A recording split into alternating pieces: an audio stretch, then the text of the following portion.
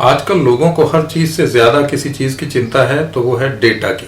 Lockdown में कहीं data खत्म ना हो जाए, मेरा डेटा कोई ले न जाए। इसी बीच में खबरें आती हैं कि डेटा चोरी हो गया। ऐसी ही खबरें कई साल पहले भी आई थी कि डेटा चोरी हो गया, फेसबुक का बहुत सारा डेटा कोई ले गया। उन्हीं दिनों की बात है। मेरा पड़ोसी सुबह सुबह घर आया। उसके हाथ में ताज़ा अखबार था और चेहरे पर चिंता की लकीरें। मुझे लगा कोई हादसा तो नहीं हो गया।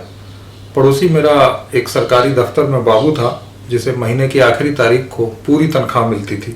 उसका काम सुबह दफ्तर जाकर अखबार पढ़ना और दोपहर में उन खबरों को दूसरे बाबुओं के साथ डिस्कस करना था।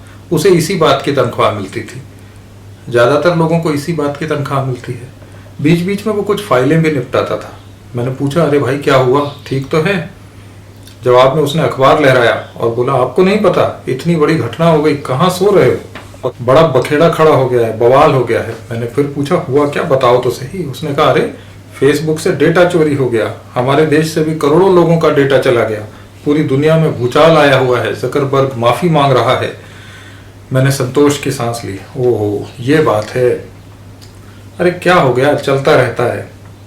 मेरा पड़ोसी गंभीर हो गया। बोला, कमाल है, इतनी बड़ी वारदात हो गई, आप कहते हैं चलता रहता है। आप जैसे लोगों के कारण ही देश यहाँ पड़ा है।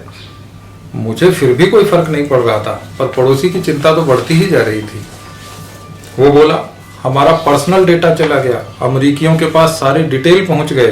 रूस के लोगों का डेटा भी चोरी हुआ है। अब देखो क्या होता है। मैंने कहा, क्या हमारे bank account number, ATM pin वगैरह ये भी चले गए?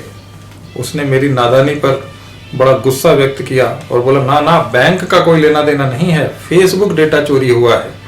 फेसबुक के एक ऐप से हमारी आदतें, आचार विचार, व्यवहार के बारे में सारी जानकारियां अमेरिकियों के हाथ लग गई हैं।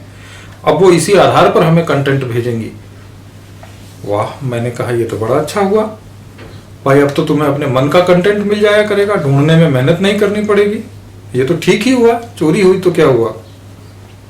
पड़ोसी बोला, खाक ठीक हुआ। अब अमेरिका वाले हमारी आदतों और विचारों का अध्ययन कर लेंगे और इसी हिसाब से कंटेंट डालकर भेजेंगे और हमारी मानसिकता को प्रभावित करेंगे। सब गड़बड़ हो गया है। इस ज़करबर्ग को तो जेल में डाल देना चाहिए। मैं ये सुनकर ख्यालों में डूब गया। मैंने सोचा, बेचारा ज़करबर्ग हमारी आदतों के बारे में जानकर माथा ठोक रहा हो। वो देखेगा कि भारतीय पुरुष हमेशा दफ्तर में फेसबुक पर लगा रहता है, अपनी उम्र से आधी लड़कियों को फ्रेंड रिक्वेस्ट भेजता है, और रही हमारी महिलाएं, भारतीय महिलाएं, वो टेढ़े मेढ़े मुंह बनाकर कहीं भी ली गई सेल्फी पोस्ट करने में व्यस्त रहती हैं। और अब बची हमारी विचार प्रक्रिया, जिसके बारे में लग रहा है कि अमेरिकी कंपनियां उसे चुरा लेंगी। तो हमारी विचार प्रक्रिया इतनी महान है, उसे जानकर ये कंपनियां अपना माथा पीट रही होंगी।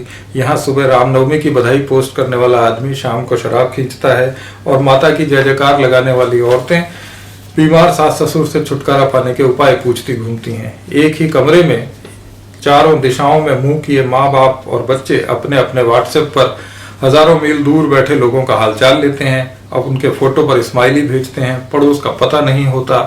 आपस में एक दूसरे की शक्ल भूल जाते हैं, लेकिन हजारों मील दूर बैठे दोस्तों का ख्याल लेने में कोई कोताही नहीं होती। ज़करबर्ग भी सोच रहा होगा कि वसुधैव कुटुंबकम वाले देश में लोग एक दूसरे के धर्म को गाली दे रहे हैं।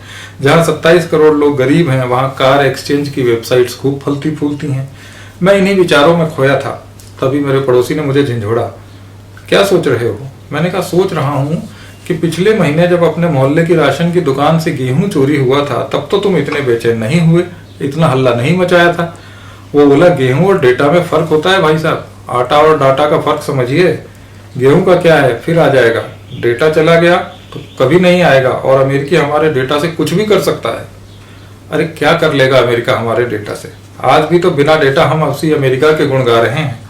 बच्चा अमेरिका बस जाए तो खुद को धन्य समझते हैं और दूसरों को पाकिस्तान भेजने की धमकी देते हैं। अमेरिका ऐसे हमारे जैसे नागरिकों की सोच जानकर करेगा भी क्या, जो कन्या जिमाते हैं और कोख में बच्चों का गला भी घोटते हैं। कोई भी क्या करेगा ऐसे लोगों का, जो दिन भर दफ्तर में ऊँघते हैं और नरेगा मजदूरों के लिए कहते हैं कि वो हराम की खा रहे हैं।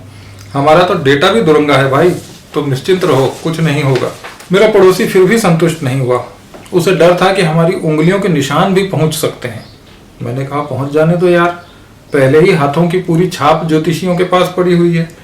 उन्होंने क्या कर लिया? यहाँ 11 रुपए में ग्रहों की चाल बदलने में विश्वास करने वाले लोगों का जगर वर्ग तो क्या, दुनिया की कोई ताकत कुछ नहीं बिगाड़ सकती।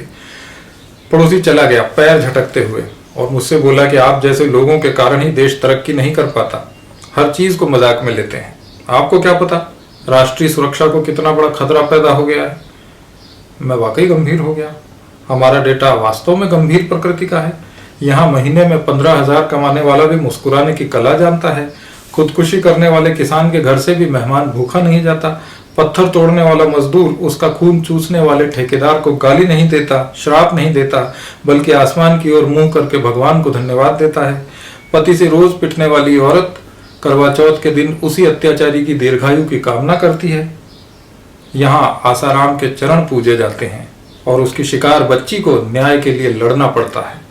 शुक्र है कि इन लोगों का डेटा फेसबुक पर नहीं है। इनके पास न लाइक्स हैं न शेयर करने को सेल्फी।